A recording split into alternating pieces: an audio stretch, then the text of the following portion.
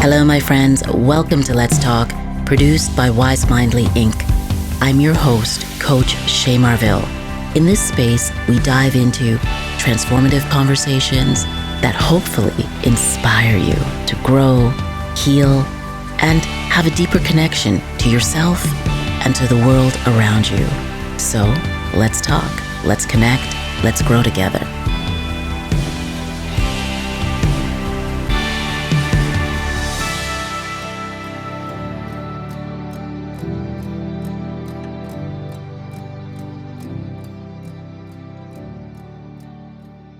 Hello, my friends. Welcome to Let's Talk. In today's space, I have a very special guest, someone who has dedicated their life to service, to honor, to community, and the quiet daily work of building a nation. My friends, today I have Warrant Officer Patrick Philippeaux. He was born in Montreal to Haitian parents. He's a proud father of four, a veteran whose story spans continents, crisis, and generations. Welcome to Let's Talk. Thank you for being here. Thank you for having me. Are you nervous? Just a little bit. You don't need to be. You don't need to be. Right, We've talked so many times, and the reason I wanted to bring you onto the podcast or bring you into the pod is to hear your point of view around service and spirituality. I was so curious after meeting you about your relationship with faith. And why don't you tell us a little bit about your background? How did you get into the military, first of all? Well, I joined the military in 1996. Before that, I graduated high school. Once I graduated high school, I didn't really have a goal, didn't really have a set path of where I wanted to go. So, but I knew I wanted to do something that was to service. So I went to school to be a firefighter, graduated the program, but it took a long time for me to get hired. They weren't hiring simply because it was harder to be hired at those times if you were of minority groups. Were you in Montreal? I was in Montreal at the time, in Quebec.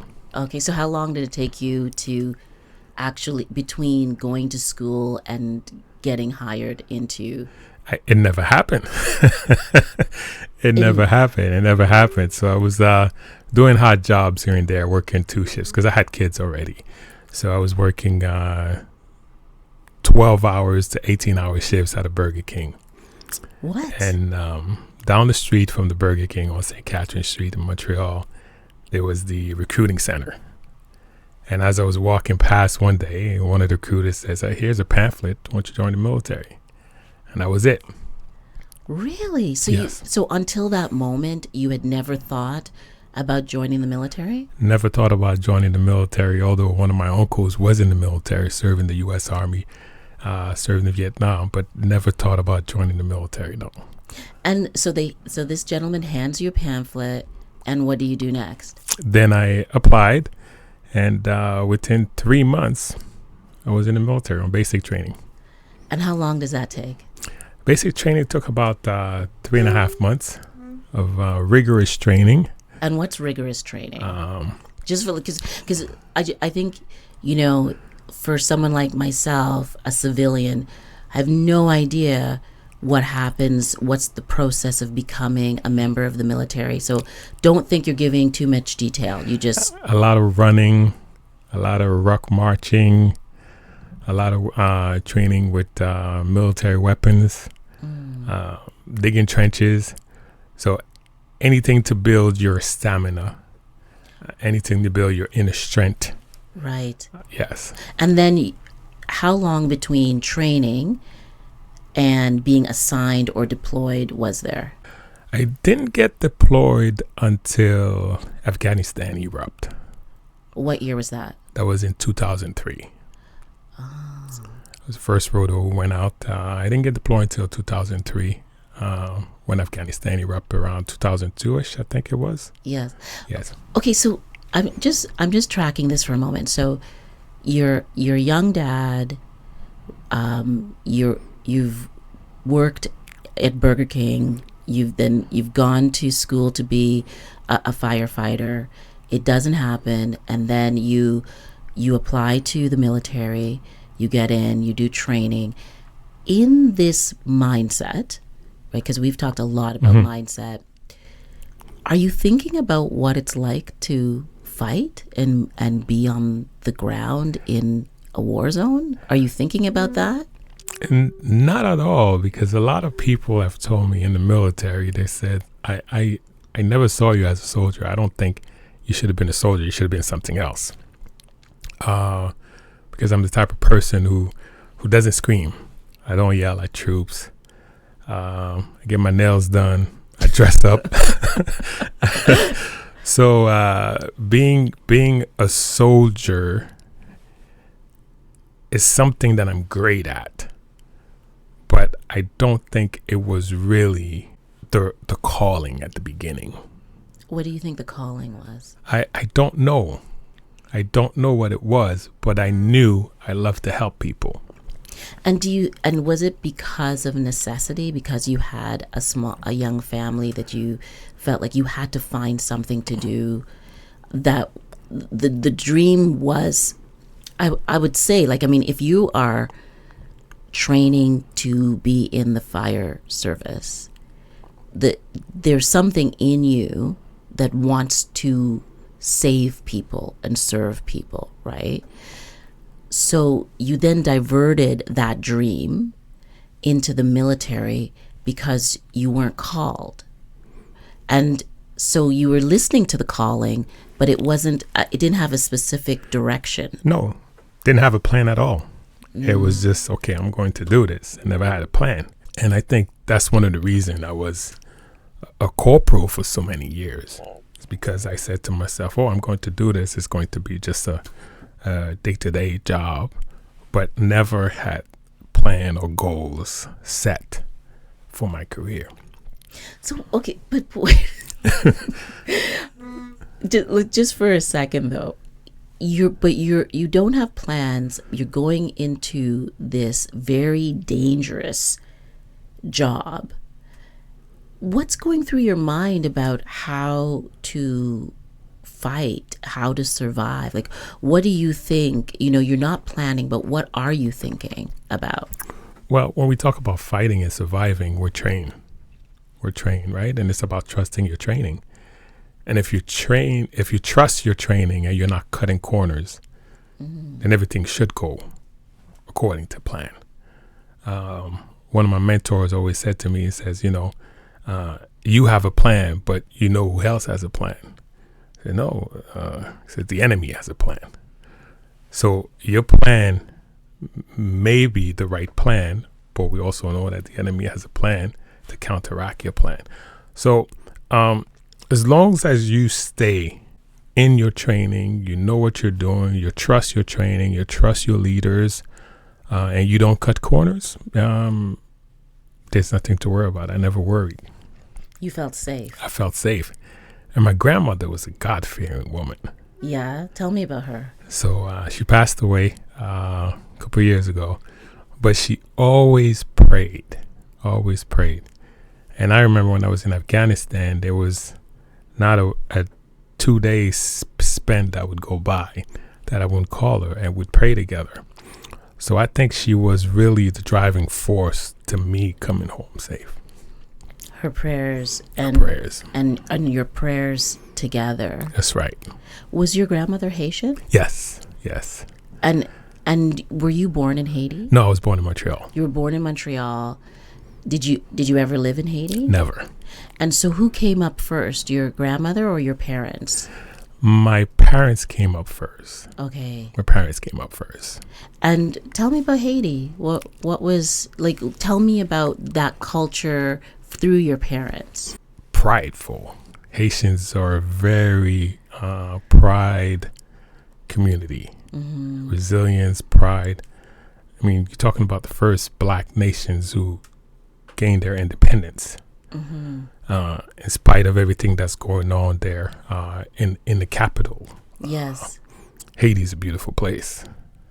Haiti has Haiti was the location of one of the largest populations of slaves. Yes. And I do think that we often forget that in the story, or we just don't tell it in the story of slaves. We often talk about the African American slave story, and to a certain degree in Canada, surprisingly, we do talk about the slave history here, but not as much as we talk about, roots, or, the many multiple stories that are related to African Americans evolving out of slavery. I've always thought that the Haitian story is extraordinary and complex. The first rebellion ever was in Haiti.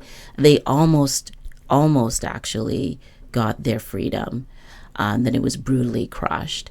Do you think that heritage is something that is is part of this lineage of pride, this part of this belief in this identity that's so strong?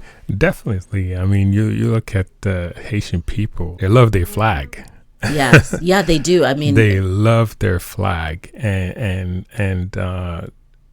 again, in spite of a lot of Haitians fleeing, the capital to come somewhere, or they track 68 days in the jungle to come somewhere and be safe. If they had a choice, they wouldn't leave. If they had a choice, they wouldn't leave. And my uncle just retired last year. He was an anesthesiologist at St. Joseph Hospital in Hamilton. And he's in Haiti right now building a hospital. So a lot of the older generation who were raised and born in Haiti, their goal is always to return back and to give back to that country. So Haitian people are very prideful. Do you think, for you growing up in Montreal, you had a strong sense of who you were as a Haitian and a Montrealer? Or do you think you ever had to choose between the two? No, because I had a strong sense of what it was to be a black man. What does that mean? Tell me, what does that mean for you? For me, is it all goes back to my roots, my African roots. Haitians are descendant of Ghana, Togo, Congo. Haitians are descendant of that African roots. So it's always pride for me to be a black man. You said that, you alluded to the fact that even though you did the training to be a fireman, you said that you were never called. Do you think that was because of race? I think it has, I think it does. In my humble opinion, it has something to do with race. I mean, you look back in the 90s to 2000, 2010, and we look today. I mean, we have, as a nation, as a Canadian nation, we have grown so much when it comes to racial equality or gender equality. Yes, true. Right? We have grown so much. So not staying in the past and not wanting to allow the past to control my destiny, I chose to continue to serve as a Canadian soldier. Do you think that part of being Canadian is also being able to talk about your struggles as a racialized person, as a racialized man? Of course, struggles and success. Yeah, tell me about the success. Like, what does success look like or mean for you? First, you get up every morning and you could walk, you could breathe. I think is a tremendous success. Some people equate success with money. Some people equate success with an amount of value. I equate success with where I was right? And what I've become, right? Or what I could have been and what I am today. That's what I equate success to. You said you were a corporal for a long time. You know, we've talked about this before, obviously not in the pod, but you have said to me that you were a corporal for a long time because you weren't interested in leadership. I wasn't interested in leadership. I was very complacent. Yeah. You know, at the time I was the Deputy Minister of Defense's driver, and you know, you're untouchable. I mean, my office looked it better than some commanding officers that were working in the CAF. So no one touched you. You did your job. You did it well. Yes. And I became very complacent in just being a driver, because driving is my trade. I'm in the transport. I'm an MSC op, and leadership. Although leadership was in me and people saw it in me, I didn't see it in myself. But you weren't just driving. It's like not like you were doing Uber. No offense to Uber. No offense to Uber. You weren't just driving. You had to be a strategist. You had to be a protector, and you were driving through very challenging and complex areas at times, right? And your job was to protect the deputy minister. That's right. In the country, it wasn't that hard, but when you're driving overseas as an MSC op, there's a lot of things that you need to keep in mind. Yeah. The terrain, you got to look out for booby traps, IEDs. So it's not just getting behind the wheel and driving a truck, but it's being able to see 10 steps ahead sometimes. I mean, not 2 steps ahead, 10 steps ahead. What can occur? What to do in the event that something does occur while you're driving. So being an MSC op in the Canadian Armed Forces is although it's an amazing trade, it's not an easy trade to be in. No, how many times did you almost not get through? Do you have a count in your head of how many times you were in danger and it could have gone another way? You do, but again, like I said, is I tried my best all the time not to cut corners, because sometimes you're transporting troops. Right. Sometimes is commodities, equipment, and to get that equipment from point A to point B is at times one of the most important things, because without that equipment, the soldiers that are in the front line can't do their job. Can you describe what's the most dangerous place you've been? You don't have like what would make something dangerous? I think the most danger was in Afghanistan for sure. Haiti was as soon as I landed, everyone knew I was. I tried to hide for a long time, but everyone knew I was Haiti. I was from originated from Haiti, Haitians, from Haitian background. So just to be there was able to help us get some of the things we needed. Because sometimes I would be the one speaking to either the Haitian police commissioner or the Haitian police just to get our task done and accomplish the mission. So I think Afghanistan was by far the most dangerous, but Haiti was the best tour for me. Because you were trusted. I was trusted. Yeah. I was trusted. There, it reminds me.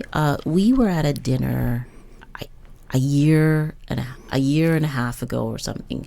It was for the recognition of Afghanistan, of soldiers who were in the Afghanistan war, and there were some extraordinary stories, like just incredible stories of the trials and the tribulations that soldiers and the people, civilians, were experiencing.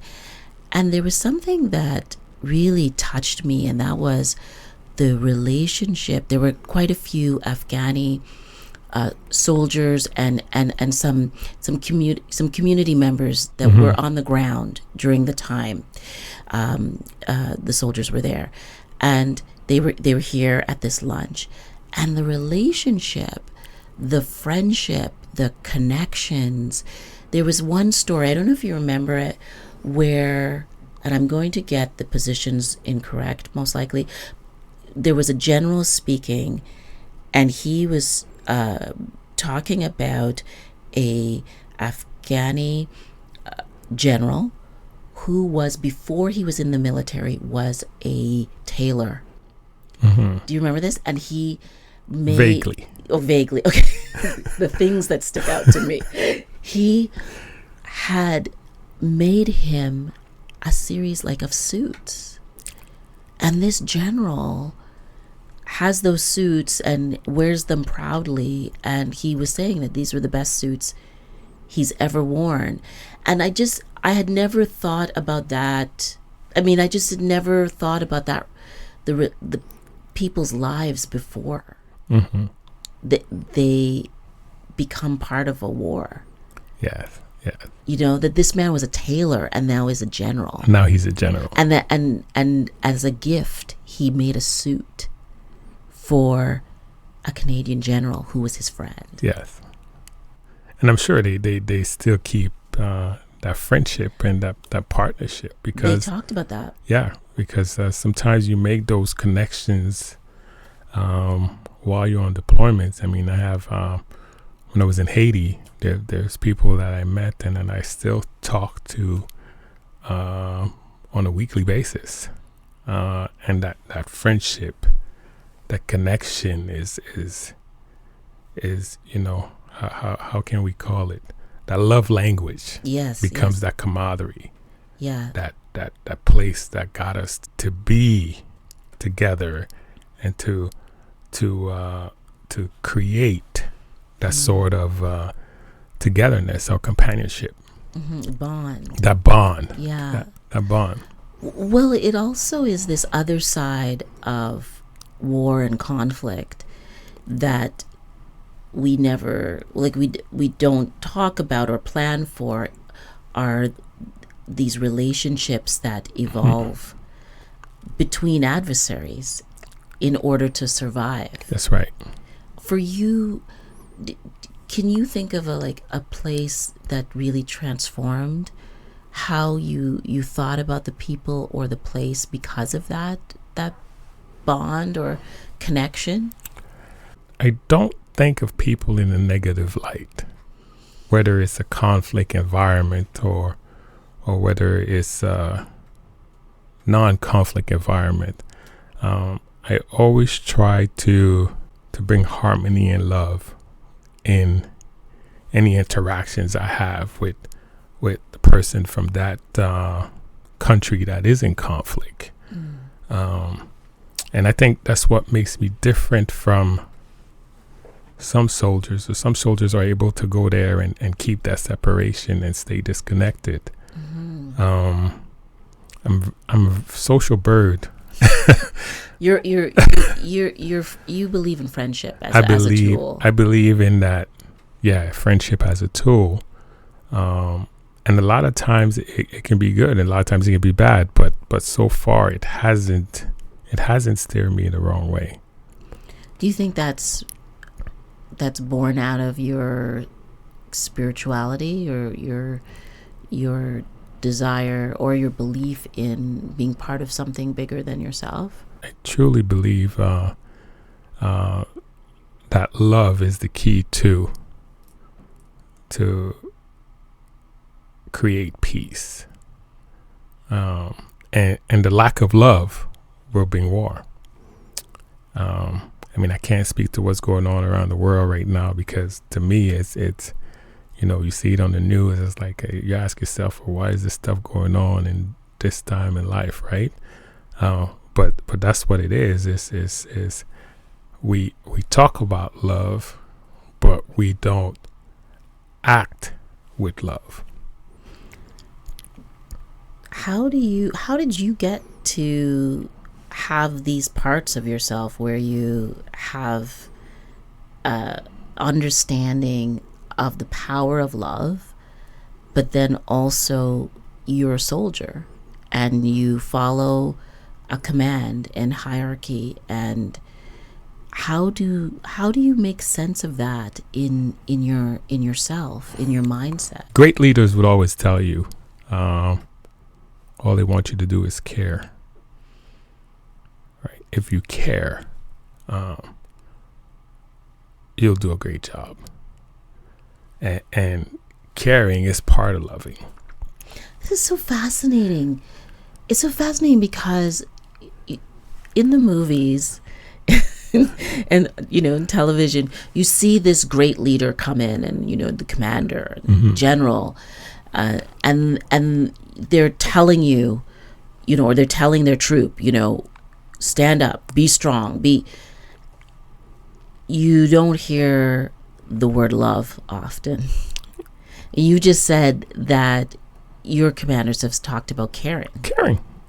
It's all about caring for yourself, caring for the man and woman next to you, caring for the person across from you. If you care for that person in some kind of, we're not saying not to defend yourself, right? Of course. But if you care for that person, then you'll find ways to de-escalate, right? Sometimes even in brothers at home or sisters at home, we have disagreement, right? Yes, yeah. But if you care for that person, then you'll find a way to de-escalate. It's fascinating because strength and caring in our families, we know we need that. But in the managing of other people with a military or with the police, right? It's often doesn't feel like it's about caring. It's about control or punishment or discipline or, I can't speak to the police because I'm not a police officer and I don't work in that environment. However, I do believe that 90%, or I could even say 95% of the soldiers that you encounter care. And here's a prime example. A soldier might sit on a hill, get ready to eat his lunch, but he looks down and he sees 12 little children looking at him, opening up that ration pack, and there's not a lot of food in there. There's bread, a chocolate bar, maybe applesauce, or peach. There's not a lot of food, but that soldier would take his food and share it with those 12 kids.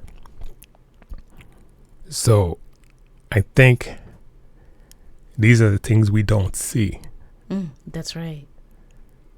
These are the things we don't see. And a lot of times, when soldiers are deployed, they would volunteer in orphanages. We would go out and we paint orphanages. We clean up orphanages. So there's a lot of things that you don't see. But I would say 95% of the soldiers on the planet care. At least the ones that I've worked with care. Yeah. No, it's very powerful what you're saying. I wonder about your commitment to theology and spirituality. You talk a lot about when you do speak, because you're also very quiet. And I know this is kind of uncomfortable for you because you're very quiet in your general life and demeanor. I wonder about as you evolve as, someone who's been in the military for 30 years, and you think about leadership and the relationship between leadership and caring, like what are the next steps for you as you evolve? I'm still looking at how long can I go? How long can I serve for? The goal is to achieve the rank of Chief Warrant Officer. So I'm not looking outwards of the organization until I accomplish that, until I know that I can't accomplish that. Mm-hmm. I do want to be able to work with young men who are struggling in the community, especially those involving, in gangs or in things that are not so ethical that we would call, and perhaps lead them in perhaps thinking about choosing the military, right?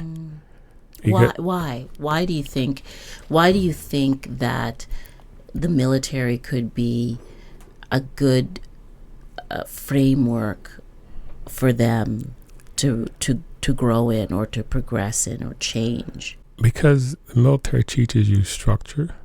It teaches you, as for some of us, we're not taught to, we're not taught to lead, right? So military instills leadership. From the time you put on your uniform, you're a leader, right? You're trained to be that. You are that. You're told that's what you are. And I think a lot of young men in our communities are lacking that structure and that leadership. Why do you think they're lacking? Like, what is it that you've observed? I mean, let's talk about myself, for instance. I don't want to talk about somebody else so they don't feel. Yeah, for sure. You look at a family where my mother was a single mother. My parents got divorced. I was 6 years old. So my mother did it all. And she didn't have the time to do it. I'm not saying she didn't know how to do it. She didn't have the time to do it because she has to work 2 jobs. Yes. And sometimes 3. And sometimes we don't see her until the weekend. So we're going to school and we're not 1 child, 2 childs. We're a bunch. You come from like a big family. Yes, we're a bunch, and even the ones who came, who were cousins and nieces, who came into our home because they were leaving Haiti to come to a better place. She had to take care of that. So she doesn't have the time to teach leadership. She doesn't have the time to develop structure that a young black man or a young man needs. Right. That sometimes perhaps only your father can give.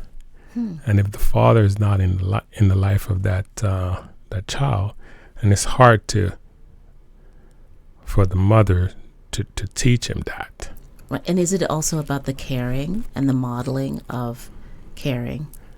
Yes, that plays a role in it. When do you think, for you, because you said let's talk about you, when did you find like a sense of agency for yourself as a young black man in Montreal? Were you 12? Were you 14? Were you 16? I think around that age. Right. And did you feel as though you had a future, a great future ahead of you, or did you feel like you were in a struggle? If I was to look back, it was a struggle, because if your mom is not at home to, and again, not saying she didn't love us. No, you're talking about capacity. Exactly. If she's not at home to provide that, then you're going to go out and get that somewhere else. So whether it's hanging out on the corners with gangs, or with doing something that you shouldn't be doing, just to feel that appreciation Yeah. or that affirmation from someone else, you're going to go out and do. Well, and we know that actually it's in, preteens and teens. Exactly. Your brain is actually wired, all children, for biological, for connection. For connection. And it's usually not from the home that you get the connection that you're seeking. It's actually external. So who's in your external world actually really matters. That's right. What was school like for you, though, at that time? I was a good student. You were a good student. Okay. And did you... That's good. Yeah, I was a good student. I did venture off a lot where again, you try to go out and get that love somewhere else. And I think being able to escape what some youth were not able to, I think it's a blessing. So what do you mean you would venture off? Like, what does that mean? Like you would do the you would do the wrong things. I'm a radio. I'm saying you would do the wrong things. You would do the on and off bad things. But again, it's because you wanted to be part of something, right? And you were being recognized, you were being recognized and valued, valued. Yeah. You wanted to be part of something, right? And you thought that was the right thing to be part of, right? Yes. Because you don't have that structure, you don't have that leadership. Yes. Yeah, that caring. That's right. Was your dad in your life at all during this time? He wasn't. No. Do you know why? Did you ever talk to him? At this point, it didn't really matter. Mm-hmm. Because he's still my father. Yes. Right. He did his job. Yes. I mean, God chose him to be that. Yes. So I can't say anything negative about that. I understand what you're saying. I didn't grow up with my dad, and it was just Father's Day. My dad's passed now, but I feel as though we have these ideas culturally about how, what a good father is, what a good mother is. And if you don't fit into the box of what a good father or mother is, then you can't be celebrated or recognized, or you as the child, you're supposed to feel bad, right, about the person that was your parent, who didn't do a great job maybe, or wasn't around, or whatever it is. And I feel like my dad did what he was able to do, and that's not letting anyone off the hook. It's just about being able to recognize that someone else's deficit is not mine, or someone else's struggle is not mine. It's influenced me, but what I do with it is up to me. Do you feel the same? Yes, I feel totally the same. Totally the same. Yeah. He was there. He didn't have to. He didn't have to be that person, but he was. So to hold him to heart because he wasn't around, I just see it as maybe he didn't know how. Right. Right, and the circumstances. Of immigration and all these different things.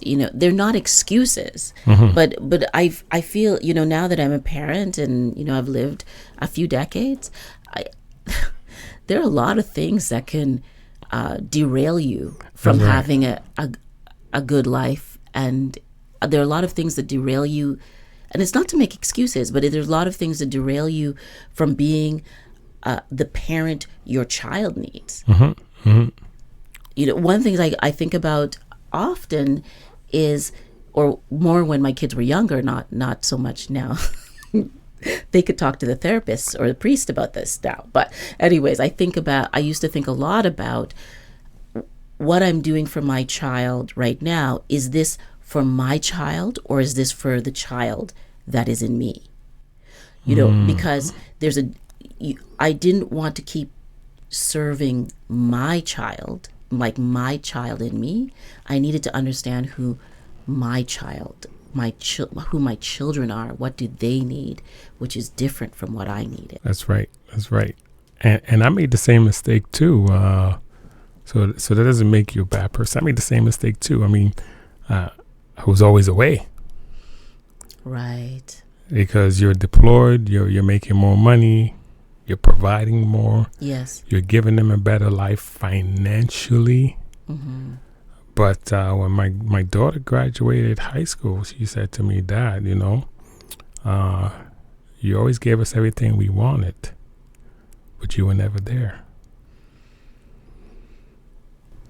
She said that. Yeah. How did you receive it? I kind of brushed it off by saying, well, you took everything I gave you. And she said, stop playing, Dad. Don't be serious.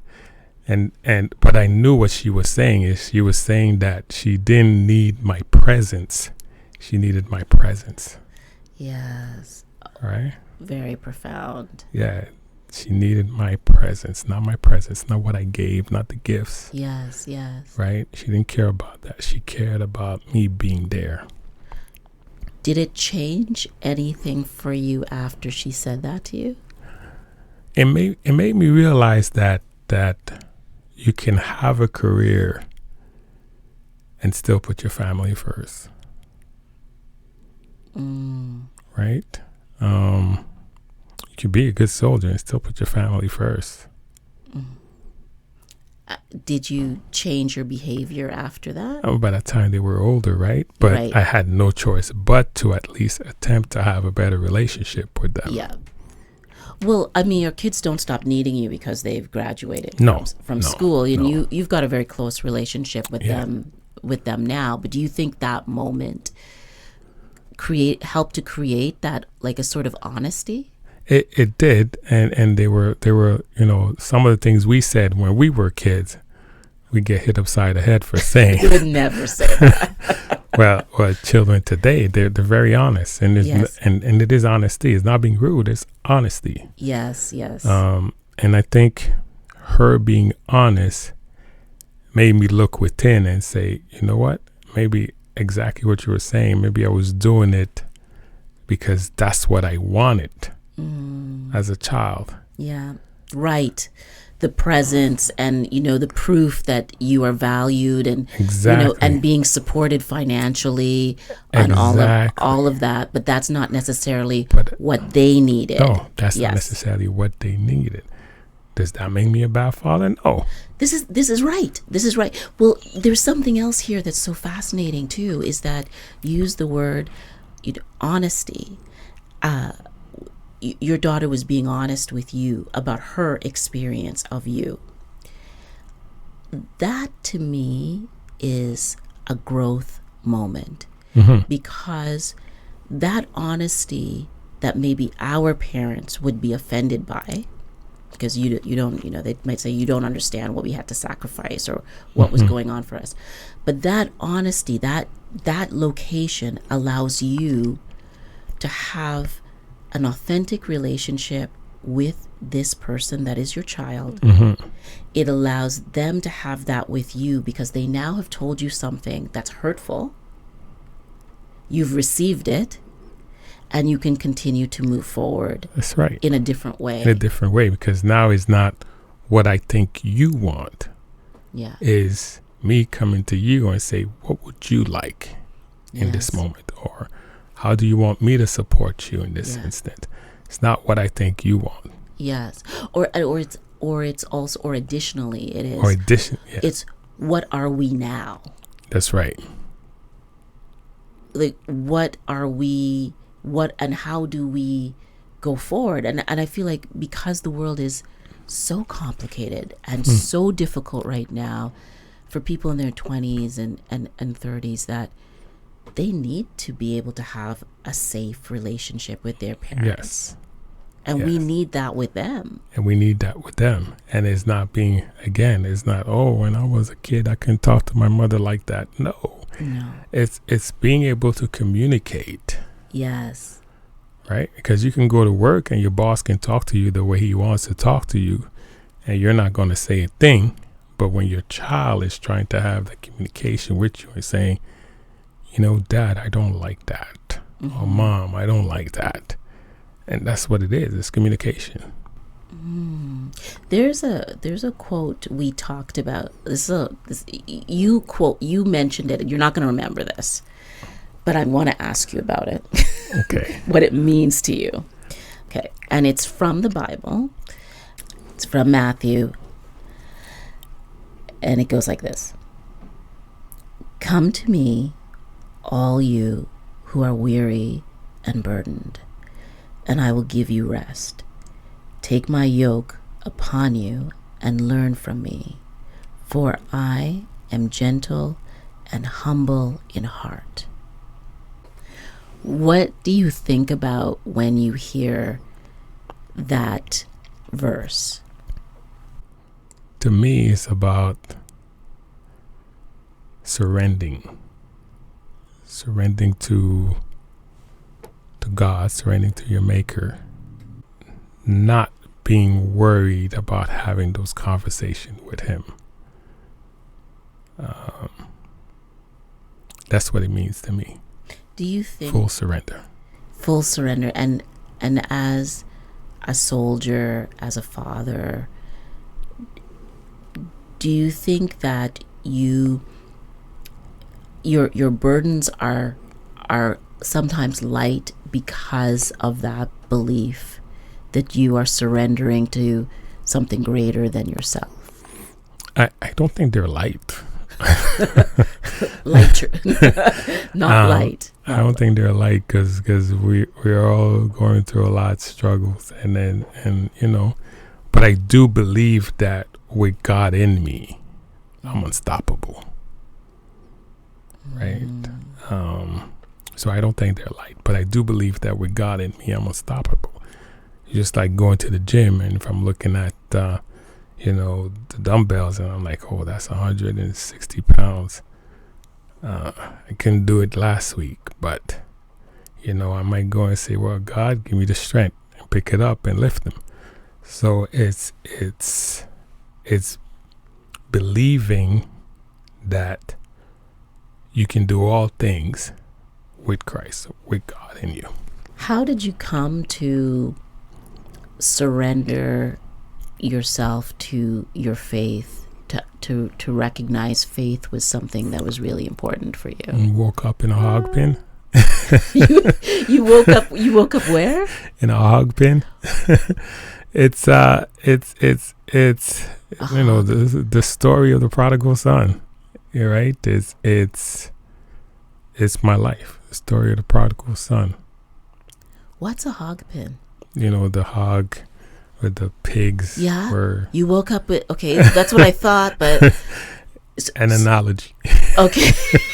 Oh, it's an analogy. It's not that you actually woke up in the hog pen. No. Okay, because I thought that was going to be a very good story. But if if you read the story of the prodigal son, Yes. It tells you how one of the sons wanted his wealth, and he went away and squandered it all, and then he ended up having to sleep in a hog pen, and eventually he went back home to his father.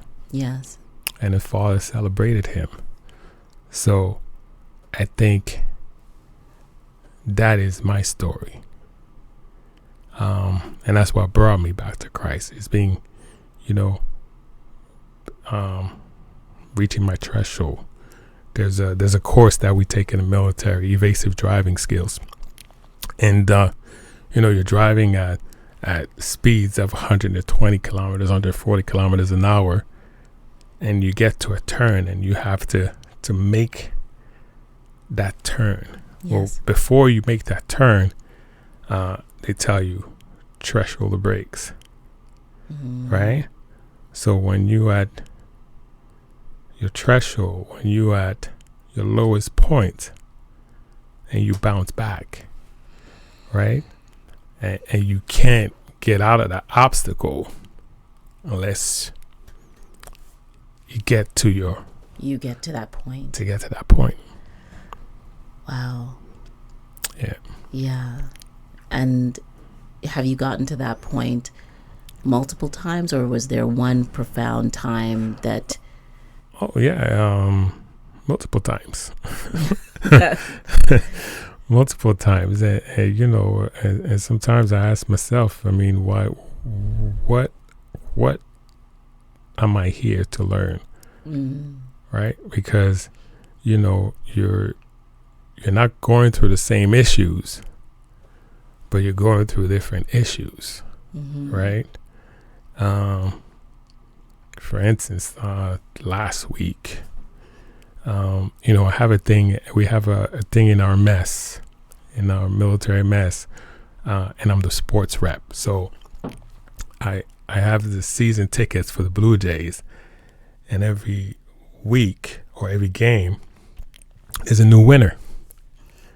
Right. Well, this guy who's a soldier, he said he wanted to go on this specific date, and I said, okay, I'm going to put you in the draw.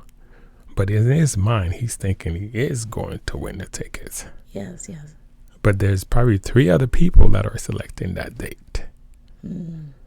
So I put you on a Google-generated number, and you don't get picked. But I tell you, listen, I'll give you another date.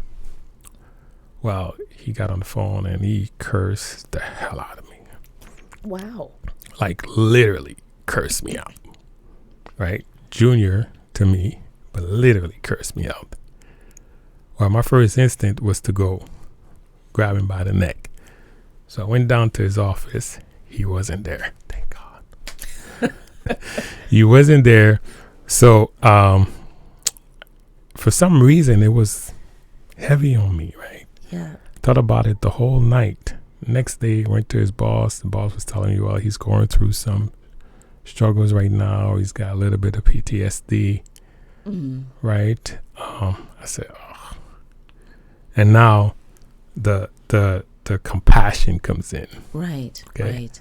So I go to the winner and I said, listen, I need a favor. First, I told him, are you a believer in God? Because there's prime tickets. It's the Yankees. And he says, yes. I said, listen, there's somebody who wanted the tickets for that date, but you want it.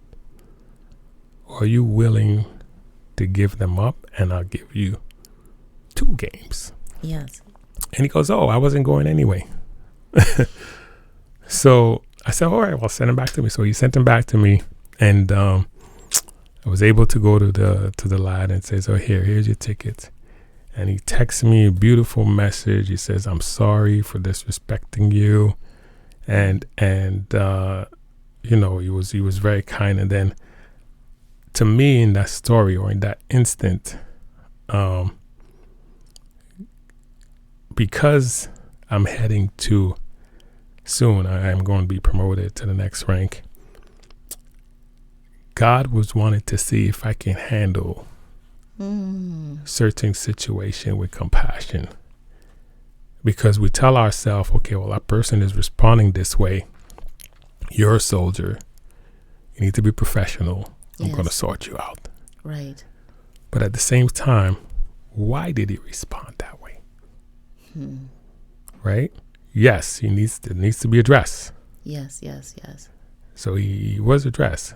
But there's a reason why the person responded that way. So I think that situation that God made me go through is to teach me that you need to have a little more compassion. Right. And to be able to see the larger picture, the larger story. Larger story, have more empathy. Yes, yes. And you know, you alluded a little bit to PTSD, and you know, so many, we've chatted about this before, and so many people in the military are struggling with PTSD. Do you think that some of your work is about creating space to help or to support people going through that process? Yes, I'm part of a group called Soldiers Helping Soldiers, and it's to help create that space so that, and also I'm part of a Sentinel group so that soldiers who are going through some issues, they could come and they could have a conversation with someone that is not of authority, and that they can speak to and understand, and that person can tell them, or I've been through what you've been through. Yes, yes. But at the same time, I have my own. You have your own. Exactly. So it's also an outlet for me, right? To have those conversations. Those conversations in turn helps me get better. Yes. And to hear someone else unburden themselves, from the stories that are holding them, That's right. sort of hostage. At that same lunch that I mentioned earlier, there were a number of stories that were told. And for me, as a civilian, just listening, they didn't leave me. And so I couldn't imagine being the person on the ground, seeing or feeling or, experiencing some of these things, what that does to your mind. So I think it's so powerful that you're part of this group and part of and actively like talking about it rather than it's a quiet secret that we don't know. Yes. Listen, Patrick, I think there's so much more that we could talk about. We should do a session or live or on the podcast about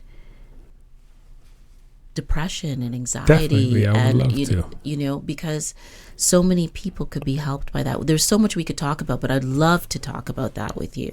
And perhaps I can be helped. Of course.